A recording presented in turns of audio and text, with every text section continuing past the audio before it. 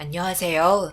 제 나이 60에 정말 어처구니가 없는 일을 겪게 된 여자입니다. 아무리 이해를 하려고 해도 왜 이렇게까지 했는지 납득이 되지 않아 몇 번을 되물어 봤지만 입에 지퍼를 채운 듯 아무 말도 하지 않고 고개를 떨군 모습에 화만 치밀어 오르네요.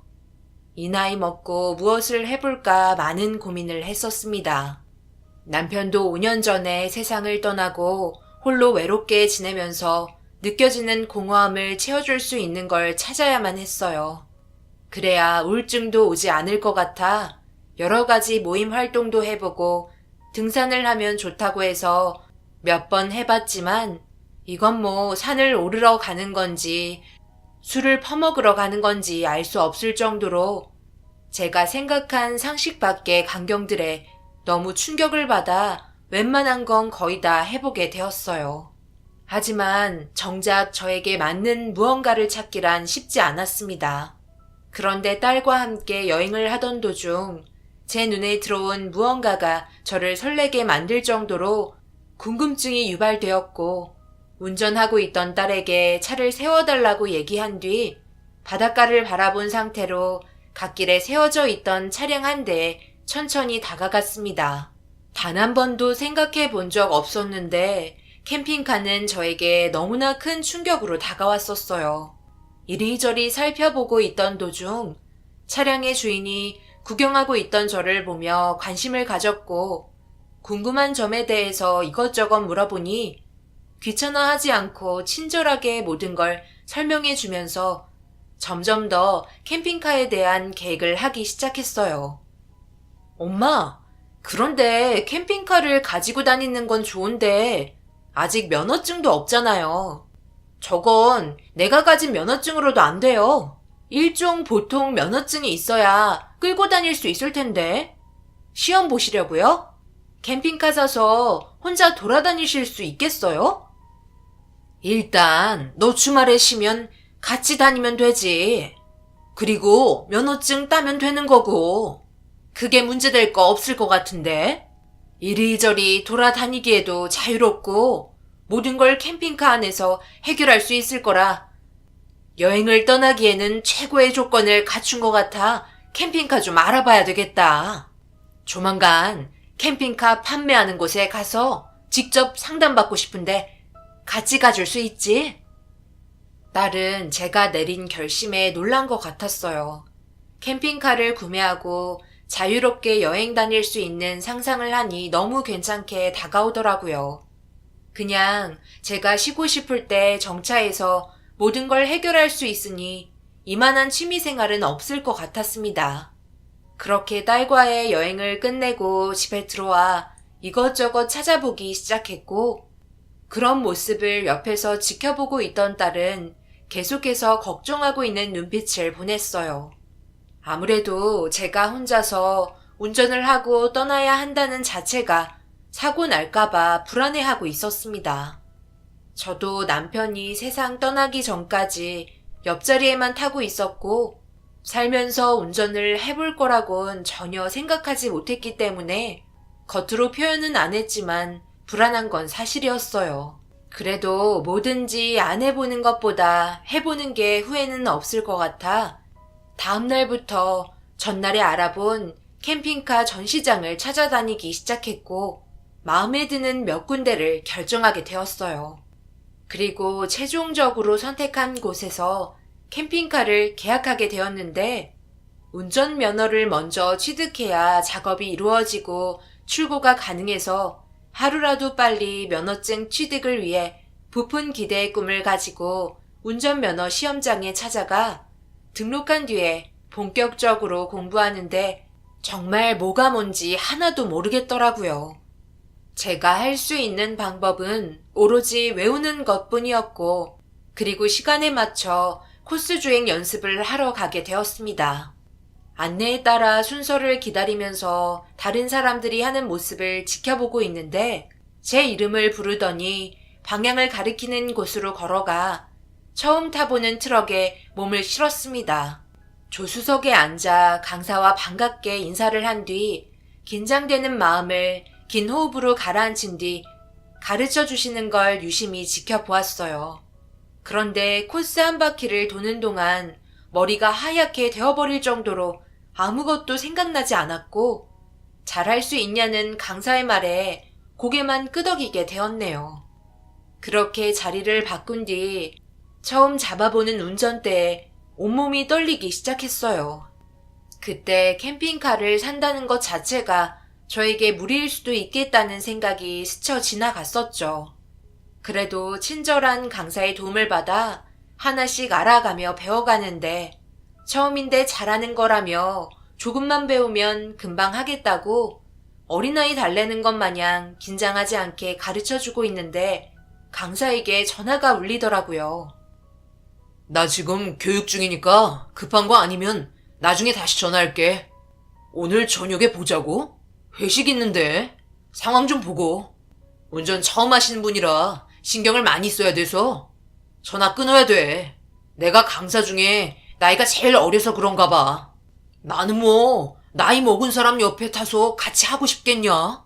요즘 젊은 사람들이야. 한 번 말하면 이해하고 바로바로 행동하는데 몇 번을 말해도 못 알아들으셔서 반복적으로 계속해서 얘기해 드려야 돼.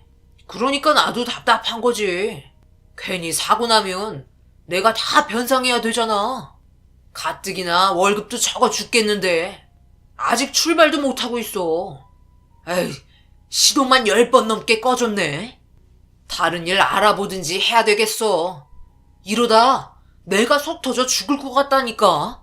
그래, 내가 나중에 전화할게. 그럼 다시 한번 해볼까요? 오늘 그래도 출발은 하셔야 되지 않겠어요? 잘하고 계세요. 천천히 클러치 떼보세요. 확 떼지 말고 천천히 떼라고요. 도저히 참기 힘들었는지 갑자기 무섭게 인상을 쓰면서 화를 내며 차에서 내리더니 운전석 쪽으로 다가와 문을 열었고 저를 보며 내리라고 하길래 내렸더니 조수석에 다시 올라타라는 말에 강사의 말대로 따랐습니다. 그리고 클러치를 천천히 떼면서 차가 덜덜 떨리더니 출발하는 걸 보여줬고 다시 한번 유심히 확인한 뒤에 강사의 지시대로 천천히 클러치를 떼니 꺼질 것처럼 덜덜거렸지만 천천히 앞으로 나가고 있었습니다. 다리가 너무 떨려서 생각하는 것처럼 몸이 따라주지 않았었네요. 그런데 출발은 했는데 문제는 언덕을 올라가질 못했어요. 한 번에 모든 걸 동시에 조작하는 자체가 저에게는 익숙지가 않아서 언덕에서 계속 시동이 꺼지게 되었고 결국 처음에 밝게 웃는 얼굴로 인사를 나눴던 강사는 어디 가고 짜증 섞인 얼굴과 말투로 저를 보며 화를 냈어요. 자기가 강사 일을 하면서 저 같은 사람은 처음 봤다네요. 저보고 캠핑카 운전할 거라고 얘기하셨잖아요. 그런데 지금 이게 뭐 하는 거예요?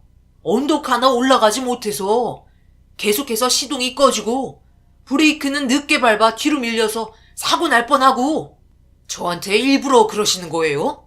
아유, 왜 이렇게 한 번 말하면 말귀를 못 알아들으시는 거예요? 그냥 운전 때려치우세요. 이래가지고 캠핑을 하신다고요?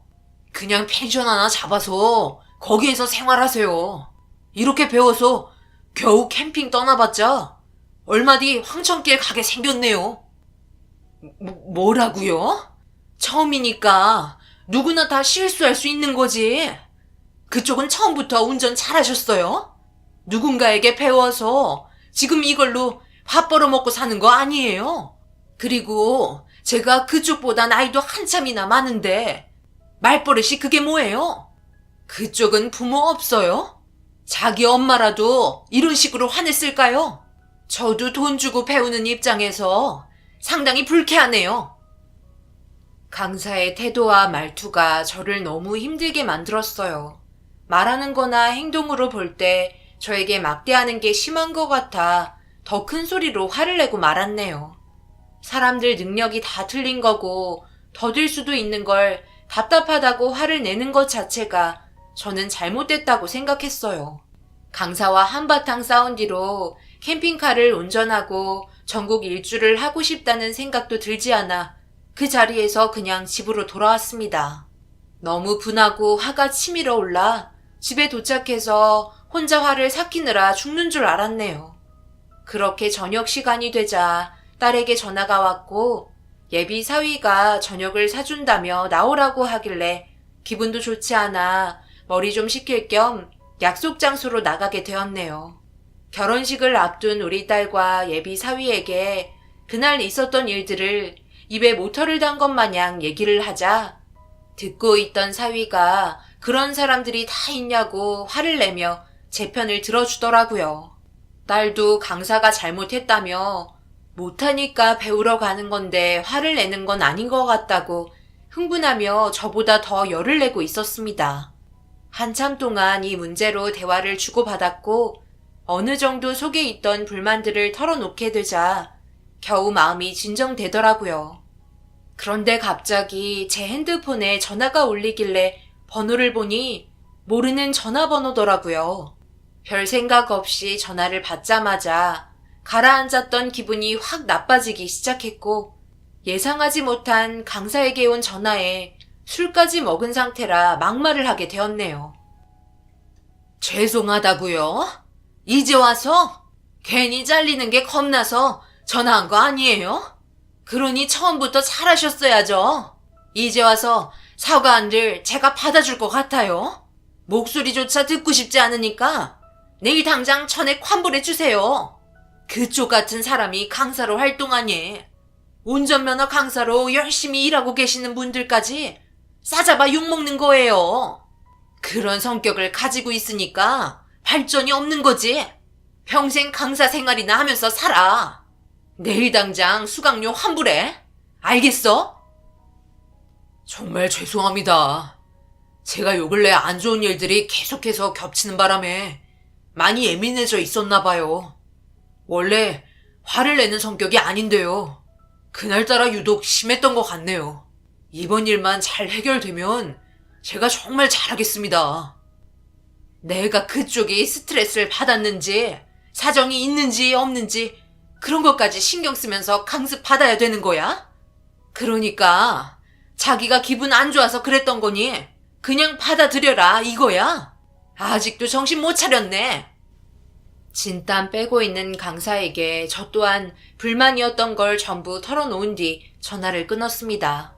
저를 보고 있던 딸과 사이는 면허 시험장에 같이 가주겠다고 얘기했지만 회사 일에 지장을 주면서까지 그렇게 할 필요 없다며 설명했어요. 집에 돌아와서도 딸과 함께 이런저런 얘기하며 앞으로 몇 달 뒤에 있을 결혼식에 필요한 준비를 바쁘게 움직이며 조금의 시간도 그냥 넘어가지 않고 사위와 통화하면서 결혼식에 필요한 물건들을 알아보고 있었습니다.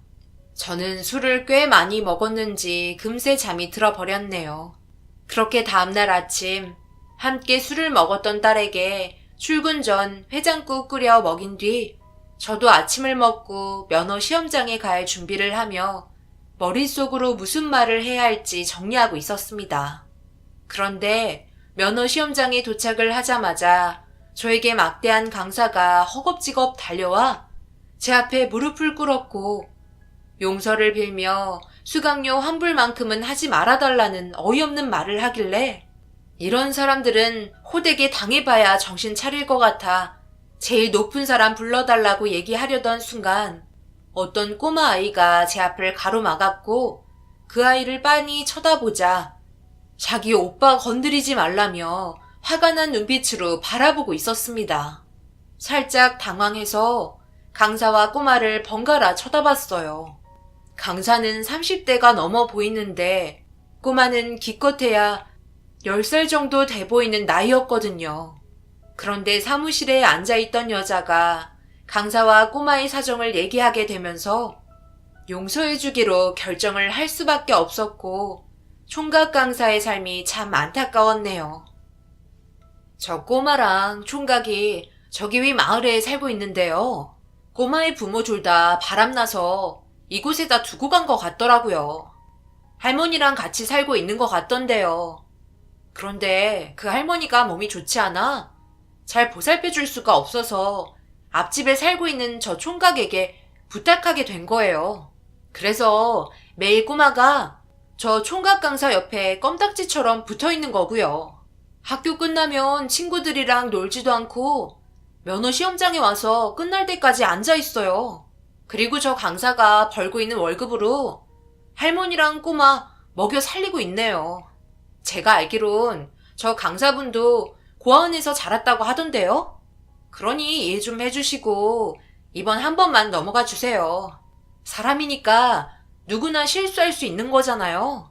얼마나 운전을 못하셨으면 답답해서 그랬을까요? 강사와 꼬마를 번갈아 보다가 결국 용서를 해주었고 그렇게 다시 교육을 받게 되었어요. 한바탕 난리가 난 이후 강사는 저에게 단 한 번도 화를 내거나 목소리의 변화도 없을 정도로 친절하게 대해줬습니다. 그리고 이때 이후로 제가 차에 타기만 하면 뒤따라와 조용히 앉아 있었네요. 다른 강사분들이 다칠 수 있다고 몇 번이나 말을 해도 고집 부리면서 제가 차를 타기만 하면 뒷좌석에 앉았고 강사와 싸우는지 안 싸우는지 지켜보며 저를 경계했어요. 결혼도 하지 않고 할머니와 꼬마까지 보살펴 주는 게 쉽지 않을 텐데 정말 대단한 것 같았습니다. 그래서 매일 면허 시험장을 갈 때마다 꼬마와 총각 강사가 신경이 쓰여 먹을 거나 도시락 같은 거 사가지고 갔어요. 그렇게 몇 번 좋은 모습 보여주고 몇 마디 하다 보니 조금씩 가까워졌고 더 이상 큰 문제는 없었습니다. 다른 사람들보다 몇 번을 더 동승해서 배운 끝에 코스 주행을 혼자서 완주할 수 있을 정도의 실력까지 올라왔어요.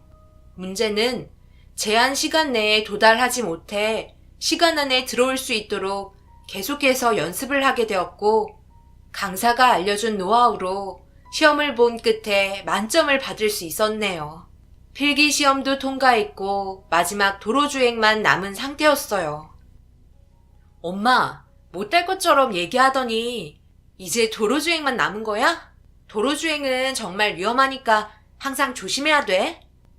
그래도 그 강사가 생각보다 친절하게 알려줘서 여기까지 온 거지. 면허 취득하는 게 이렇게 힘들 줄 몰랐다. 진서방은 언제쯤 도착하니? 퇴근 시간이라서 그런지 차가 많이 막히나 봐. 생각보다 좀 늦네. 거의 도착했대요. 지금 나가 있으면 될 것 같아요. 차가 많이 막혀서 힘든가 봐요. 여기까지 오는데 2시간 걸리잖아요.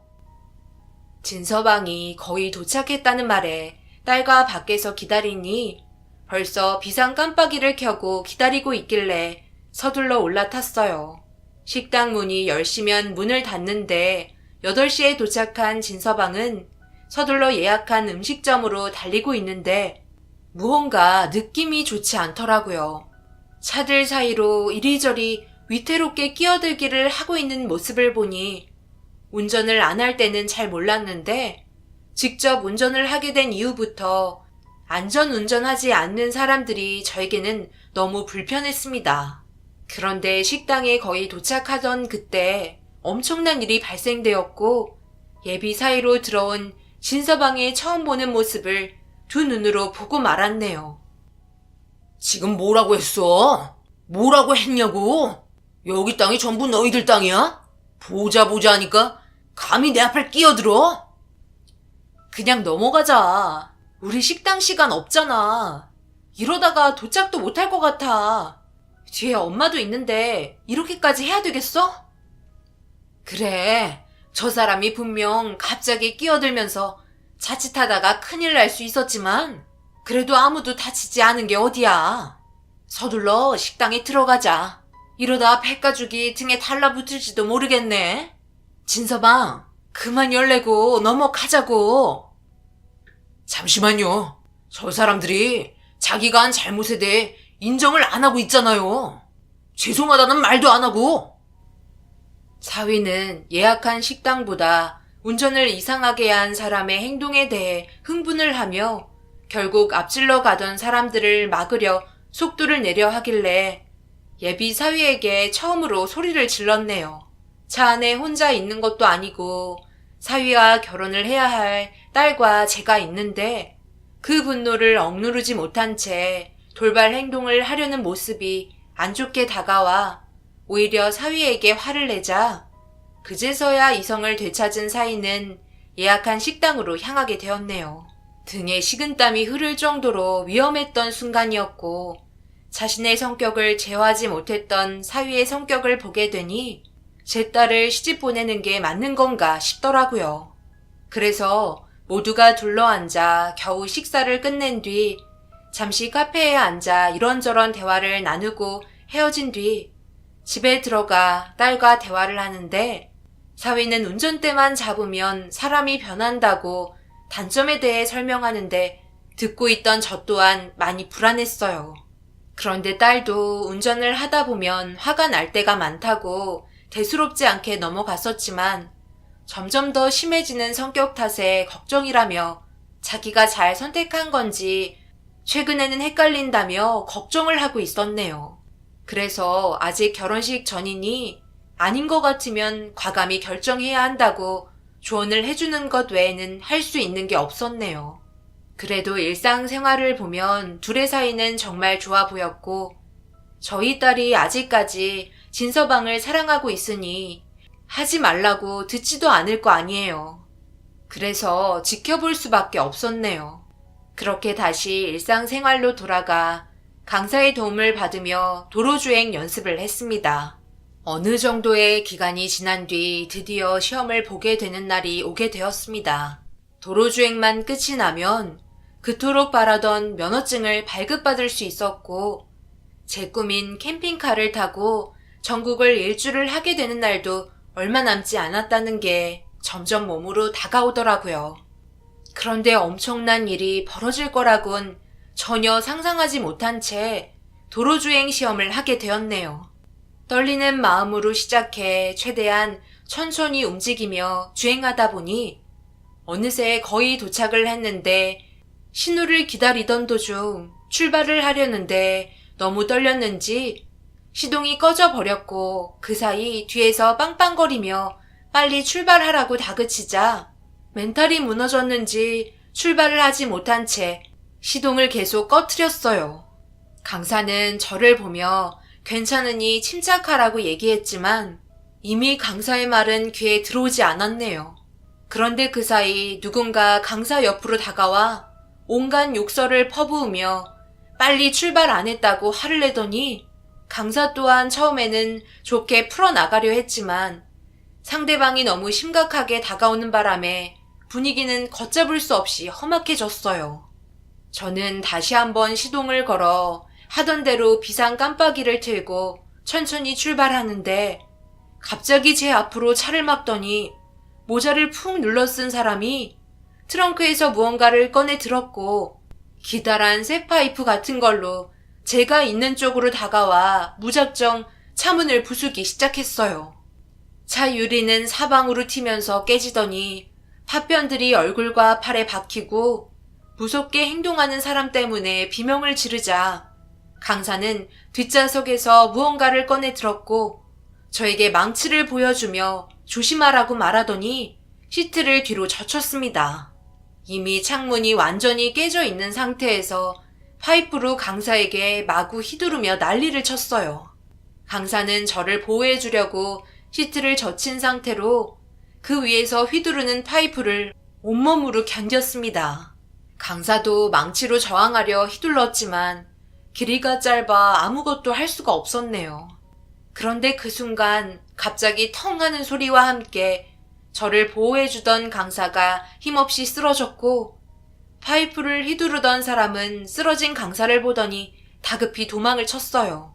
살려달라고 소리를 치고 있던 도중 주위 사람들의 신고로 경찰이 이미 출동했었는지 차를 타고 도망치는 사람을 쫓아갔고 의식을 완전히 잃은 강사를 불러봤지만 미동조차 하지 않아 급하게 응급실로 향하게 되었네요. 그런데 충격적이게도 병원에 도착하기 전에 이미 숨을 쉬지 않고 있었던 강사는 심폐소생술을 진행했지만 일어나지 못했고 머리를 크게 다치면서 돌이킬 수 없는 상황이 발생되었습니다. 그리고 얼마 못 가 잡히게 된 범죄자의 얼굴을 보기 위해 경찰서로 신원을 확인하려 들어간 순간 얼굴을 보자마자 수차례 손이 올라가고 말았어요. 그건 다름 아닌 제 딸과 결혼을 약속한 예비 사위였고 예비 사위 또한 저를 보더니 경악을 하며 제가 운전하고 있을 거라곤 상상도 못했다는 어이없는 말들을 늘어놓고 있었습니다. 제가 운전 교육을 받고 있다는 거 뻔히 알면서 이런 일을 저질렀다는 게 너무 황당했고 운전대만 잡으면 분노 조절을 하지 못하는 놈에게 강력하게 처벌해달라고 소리쳤네요. 이 소식을 듣고 도착한 딸은 얼굴과 팔에 난 상처를 보곤 눈이 뒤집혀 경찰서에서 한바탕 난리가 났고 결국 그놈은 징역을 면할 수 없었습니다. 안타깝게도 총각이었던 강사는 저를 보호해주려다 이렇게 된 상황이 너무 미안했어요. 그리고 과거에 서로 안 좋았던 기억들까지 전부 떠오르면서 장례를 치르는 동안 하염없이 눈물을 흘리고 말았네요. 매일 강사 옆에 있던 꼬마는 사건이 일어났던 그날 감기 때문에 집에 있었는데 이런 소식을 듣고 저한테 살려달라고 애원하며 눈물을 흘렸습니다. 세상이 왜 이렇게 악해졌는지 너무 안타깝기만 하네요. 앞뒤 안 보고 성질부터 내는 사람들은 정말 운전대 잡으면 안 될 것 같아요. 이런 일들이 저뿐만 아니라 뉴스에서도 정말 많이 일어나고 있다는 현실이 한숨만 나옵니다. 혼자가 되어버린 꼬마가 너무 불쌍해 저희 집에서 현재 임시 거주를 하고 있는 상태입니다. 그리고 강사의 죽음이 헛되지 않기 위해 도로 주행까지 끝내고 면허를 따야 하지만 그때 이후로 도저히 운전대를 잡을 수가 없네요. 많은 시간이 필요할 것 같아요. 여러분들께서 이런 경험해 보신 적 있으신가요? 너무 화가 나고 징역을 살고 있는 사이였던 그놈을 용서해 줄 생각조차 없습니다. 평생을 그 안에서 보냈으면 좋겠어요. 2번 다시 얼굴 볼 일이 없었으면 합니다. 이 문제로 파원 위자료와 정신적인 손해배상 전부 받을 수 있었지만 예비 사돈들은 저와 딸에게 정중히 사과한 적 한 번도 없네요. 오로지 자기 아들이 구속됐다는 거에만 초점을 맞추고 억울하다는 입장만 내세울 뿐입니다. 부모가 저러니 자식까지 저런 것 같네요. 제 사연 들어주신 분들, 여러분들께서도 항상 운전하실 때 조심하시고 무슨 일이 벌어져도 꼭 피해 가시기 바랍니다. 감사합니다.